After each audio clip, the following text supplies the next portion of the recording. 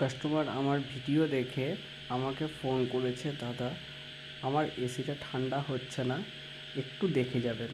আমি সকাল সকাল কাস্টমার বাড়ি পৌঁছে গেলাম। মেশিন খুলে দেখতেই যে ফিল্টারে প্রচুর পরিমাণে নোংরা ধরে আছে। কাস্টমারের মনে হচ্ছে 1 বছরেও মনে হয় একবারও ফিল্টার পরিষ্কার করেনি নিজে। যাই হোক, ক্যাবিনেট ফ্যাবিনেট খুলে ভালো করে ফর্ম ওয়াশ করে মেশিনটার সার্ভিস করে দিলাম। মেশিনটা প্যানাসোনিকের, ইনভার্টার 5 স্টার, খুব সুন্দর মডেল। ফর্ম দিয়ে 10 মিনিট ওয়েট করলাম। কাস্টমারকে বলেছিলাম ফর্ম দেওয়ার কোনো প্রয়োজন নেই, এমনি ওয়াটার সার্ভিস করলেই হবে।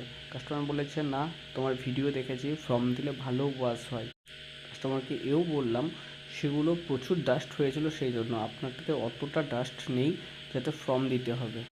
যাই হোক, কাস্টমারের ডিমান্ড দেখো তোমরা, কুলিং কয়েলে কতটা নোংরা জমেছিল।